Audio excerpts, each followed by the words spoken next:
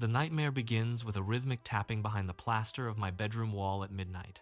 The sound is far too deliberate and precise to be the natural settling of an house. I have spent hours meticulously checking the floor plans and the measurements of every single room.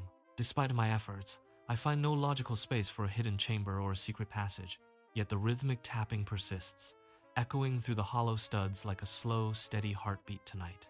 It slowly evolves into a wet, dragging sound that slithers along the interior of the wall. My heart hammers against my ribs as I press my ear firmly against the cold plaster.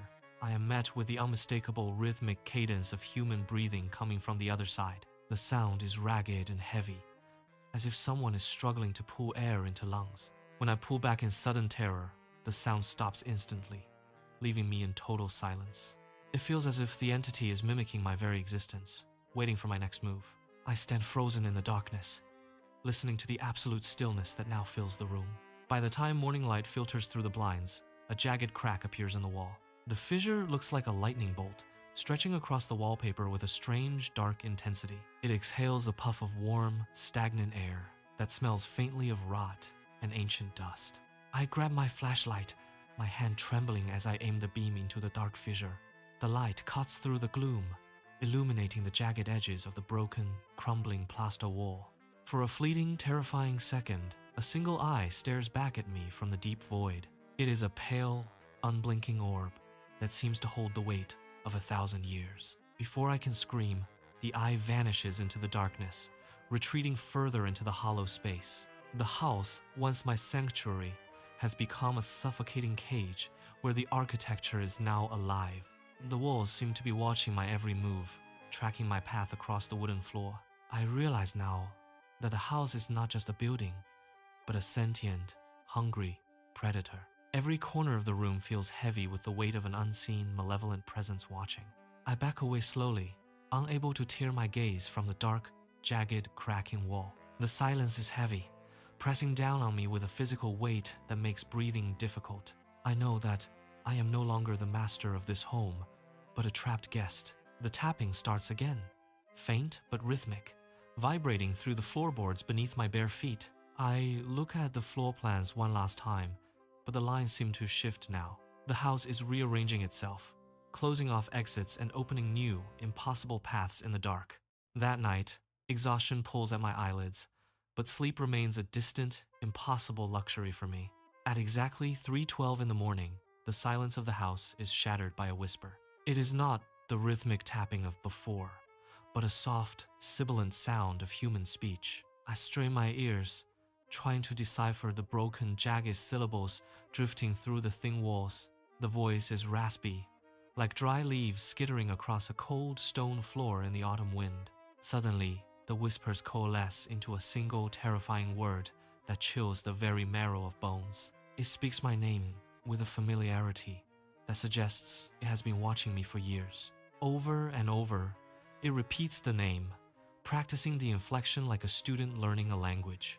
I scramble to my feet and flee to the hallway, hoping to escape the haunting sound. But the whispers follow, trailing behind me through the studs and joists of the house structure.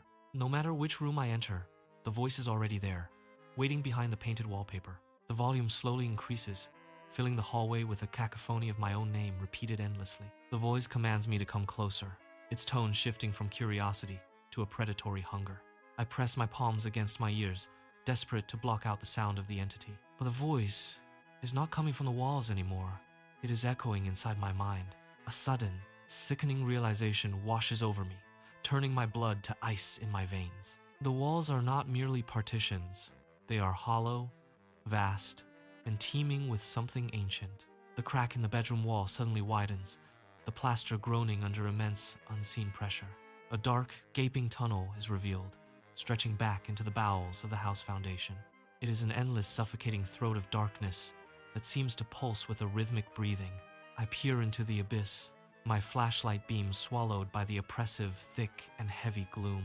Deep within the tunnel, I see a shifting movement that defies all laws of natural physics. Multiple eyes begin to open, reflecting the light of my torch like polished, obsidian glass beads. They are watching me, dozens of them, blinking in unison with a cold, calculated, and malice. I stand paralyzed, unable to look away from the nightmare unfolding before my very eyes tonight. Tonight, when the house settles into the quiet, I urge you to listen very carefully. If you hear the faint, ragged sound of breathing, do not attempt to check the walls. The curiosity that drives you to investigate is the very thing that invites them inside, because once you acknowledge their presence, the barrier between you and them ceases to exist. It sees you now, and it will never, ever let you leave this house again. As the sun dips below the horizon, the terror escalates from physical sounds to psychological intrusion. The house feels heavy with a suffocating presence that presses against my skin in the dark. At exactly 3:12 a.m., the walls begin to whisper, the voices initially garbled like radio static. The sounds sharpen into the distinct, chilling cadence of my own name, called from the plaster. I scramble from my bed, heart hammering against my ribs, and flee toward the hallway light. The entity follows me, its presence shifting through the hollow voids behind every corner tonight. I run into the kitchen, but the whispers follow, clinging to shadows like a cold mist. The voices grow into a persistent command to come closer, vibrating through the floorboards beneath me. The sound bypasses my ears, echoing directly inside my mind with a hollow, terrifying, rhythmic intensity.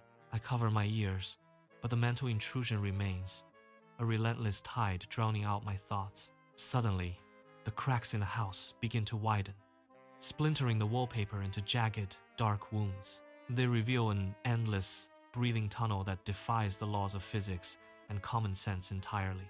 A foul, stagnant air rushes out, carrying the scent of ancient decay and something quite sinister. Within the absolute darkness of the tunnel, dozens of eyes blink open in a synchronized rhythm. The realization hits me with the force of a physical blow. I was never alone here. The house is not merely a structure of wood and stone, it is a hungry predator. I stand frozen in the center of the room, watching the walls pulse with a heartbeat. Every movement I make is mirrored by the shifting architecture, as if studying my growing fear. Now, as I sit in the suffocating silence, the gravity of my situation becomes painfully clear. Hearing the rhythmic breathing behind the walls was never a mystery, but a final, grim warning. Checking the walls was the ultimate mistake, the final act that seals my fate forever here.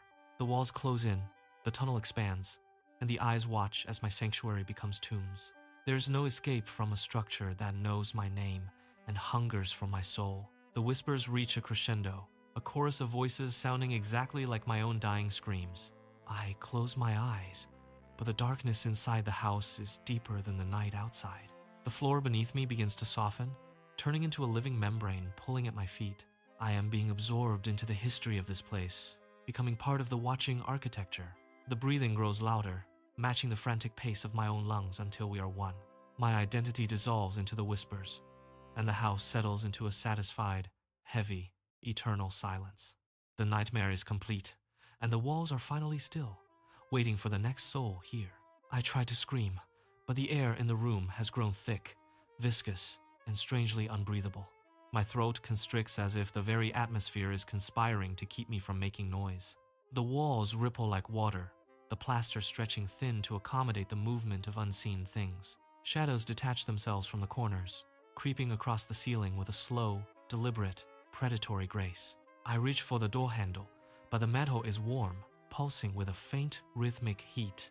It is not cold steel anymore. It feels like skin, soft and yielding under my trembling touch. I pull my hand away, gasping, as the doorframe begins to narrow and seal itself shut. There is no way out, no threshold to cross, only the suffocating embrace of this living house. The whispers return, softer now, a gentle lullaby meant to soothe me into a final sleep.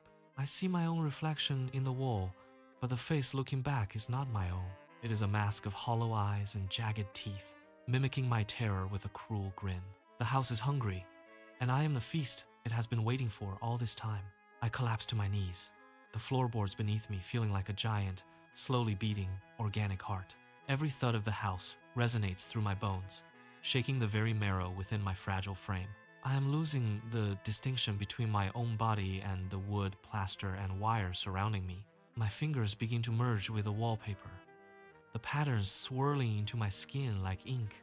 I try to pull away, but the house holds me fast, a lover claiming its long-lost prize. The whispers are now a roar, a deafening cacophony of voices that have inhabited these walls before. They tell me stories of the others, of the ones who checked the walls and stayed forever. I am just another brick in the foundation, another memory to be consumed by the hungry dark.